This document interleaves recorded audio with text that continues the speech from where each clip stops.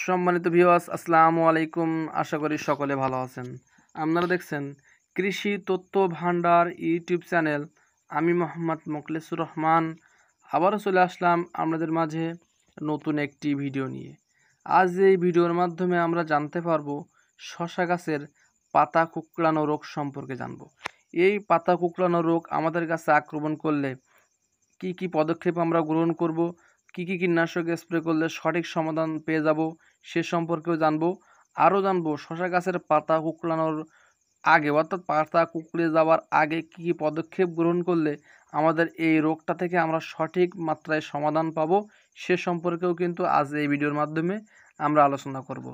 সম্মানিত ভিউয়ার্স, আপনারা যারা আমার ভিডিওটি দেখছেন বা দেখবেন, ভিডিওটি ভালো লেগে থাকলে চ্যানেলটি অবশ্যই সাবস্ক্রাইব করবেন, পাশে থাকা বেল আইকনটি বাজিয়ে দিবেন যাতে পরবর্তী ভিডিও আপনি সাথে সাথে পেয়ে যান।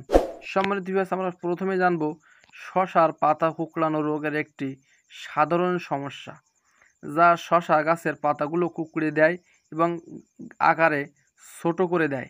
এটি সাধারণত সাদামাছি বা জ্যাসিড বা অন্য অন্য কীট পতঙ্গের মাধ্যমে ছড়ায়। এই রোগ গাছের বৃদ্ধি কমিয়ে দেয় এবং ফলন হ্রাস করে। সম্মানিত ভিউয়ার্স, তাহলে পাতা কুঁকড়ে যাওয়ার প্রথম কারণ হলো কিন্তু সাদামাছি আক্রমণ করলে। এই সাদামাছিটা কিন্তু আমাদের গাছে আক্রমণ করার পরপরই কিন্তু আমাদের গাছের রসটা শুষে খায়, সুতরাং আমাদের গাছের পাতা কুঁকড়ে যায়। তাহলে আমরা পাতা কুঁকড়ে যাওয়ার লক্ষণগুলো আমরা এখন টের পাবো যে লক্ষণগুলো কি, যে আমাদের পাতার কুঁকড়ে যাওয়ার লক্ষণগুলো কি, যে অর্থাৎ আমাদের সাদামাছি যদি আক্রমণ করেই ফেলে অর্থাৎ তাহলে আমাদের লক্ষণগুলো কেমন হবে গাছের পাতার সেইটা আমরা এখন জানবো। পাতা কুঁকড়ে যাওয়া এবং আকারে ছোট হয়ে যাওয়া, পাতা হলুদ হয়ে যাওয়া, বয়স্ক পাতা শক্ত ও মচমচে হয়ে যাওয়া, গাছের আকারে ছোট হয়ে যাওয়া, এটি কিন্তু পাতা কুঁকড়ে যাওয়ার লক্ষণ। সম্মানিত ভিউয়ার্স, আমরা লক্ষণ জানলাম এবং কি কারণে আমাদের এই পাতা কুঁকড়ে যায় সে সম্পর্কে আমরা জানলাম। তবে আমাদের সাধারণত আমাদের শশা গাছের আমরা যে সময় ফুল ফল আসবে অর্থাৎ ফুল ফল আসার দেখবো যে হঠাৎ করে দুই একটা ফুল ফল আসতেছে, সে সময় আমরা কিন্তু সর্বপ্রথম কীটনাশক বা যে কোনো একটা ছত্রাকনাশক স্প্রে করব। তবে ভালো কোম্পানির ছত্রাকনাশক, কী ছত্রাকনাশক স্প্রে করব সেটা আমরা একটু পরে বলে দেব। তার আগে আমরা প্রতিকার জানবো, অর্থাৎ শশা গাছের পাতা কুঁকড়া রোগের প্রতিকার সম্পর্কে আমরা একটু জানবো। সংক্রমিত ও পাতা ও গাছ তুলে ধ্বংস করতে হবে, রোগ প্রতিরোধী জাতের বীজ ব্যবহার গ্রহণ করতে হবে, সুষম সার ব্যবহার করতে হবে, সাদামাছি বা জেসিড পোকামাকড় দমনের জন্য কীটনাশক প্রয়োগ করতে হবে। সম্মানিত ভিউয়ার্স, আমাদের সর্বপ্রথম কিন্তু যে সময় শশা গাছের ফুল ও ফল আসবে সে সময় আমরা একটা কীটনাশক প্রয়োগ করব, সাইপারমেথিন গ্রুপের কীটনাশক অর্থাৎ 10 EC। এই 10 EC 1 লিটার পানিতে 1 মিলিহারে অর্থাৎ আমরা এই রিপকট স্প্রে করব, না হলে ইনতেফা কোম্পানির সেবা স্প্রে করব। এই দুইটা কোম্পানি থেকে একটা কোম্পানির বিষ আমরা 1 লিটার পানিতে 1 মিলিহারে মিশিয়ে স্প্রে করব বিকালে। সম্মানিত ভিউয়ার্স, আমাদের সাদামাছি কিন্তু সম্পূর্ণভাবে দমন হয়ে যাবে। আমি আর একটা কথা বলে দিই, আমরা যেদিন বিষ স্প্রে করব তার একদিন পরে আমরা ম্যানকোজেব গ্রুপের অথবা আমরা ম্যানকোজেব গ্রুপের ছত্রাকনাশক প্রয়োগ করব, অথবা আমরা প্রয়োগ করব ম্যানকোজেব অথবা প্রোপিনেব এই গ্রুপের ছত্রাকনাশক কিন্তু আমরা স্প্রে করব।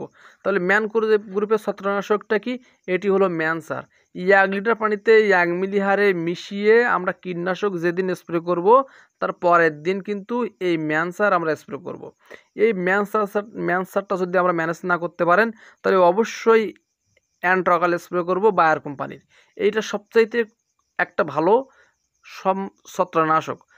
পাতাটা সবুজ করার জন্য, হলুদ পাতাটা সবুজ করার জন্য সবচাইতে, গাছটা সুস্থ সবল রাখার জন্য সবচাইতে ইম্পর্টেন্ট এই বায়ার কোম্পানির অ্যান্ট্রাকল। এই অ্যান্ট্রাকলটা আমরা যে সময় স্প্রে করব সে সময় দেখব গাছটা কিন্তু সাথে সাথে সবুজ হয়ে যাচ্ছে। সুতরাং আমাদের গাছের ছত্রাকের অভাবজনিত লক্ষণটা কিন্তু আস্তে আস্তে দূর হয়ে যাচ্ছে। এর পরিমাণটা হবে 1 লিটার পানিতে 1 মিলিহারে মিশিয়ে আমরা স্প্রে করব হালকা হালকা রোদে, প্রখর রোদে না। তাহলে আমরা কীটনাশক স্প্রে করার পরে আমরা একদিন কীটনাশক একদিন ছত্রাকনাশক সপ্তাহে 2 বার প্রয়োগ করব। তাহলে কিন্তু আমরা আর আমাদের জমিতে কোনোভাবেই অর্থাৎ আমাদের আর শশা গাছে কোনোভাবেই পাতা কুঁকড়ানো রোগ আমাদের আক্রমণ করবে না। সম্মানিত ভিউয়ার্স, ডিসপ্লেতে একটা হোয়াটসঅ্যাপ নাম্বার দেখতে পাবেন। এই নাম্বারে আপনারা ফোন দিয়ে অবশ্যই শসা সম্পর্কে বা খিরাই সম্পর্কে A to Z তথ্য পরামর্শ নিতে পারেন। ভিডিওটি ভালো লেগে থাকলে চ্যানেলটি অবশ্যই সাবস্ক্রাইব করবেন।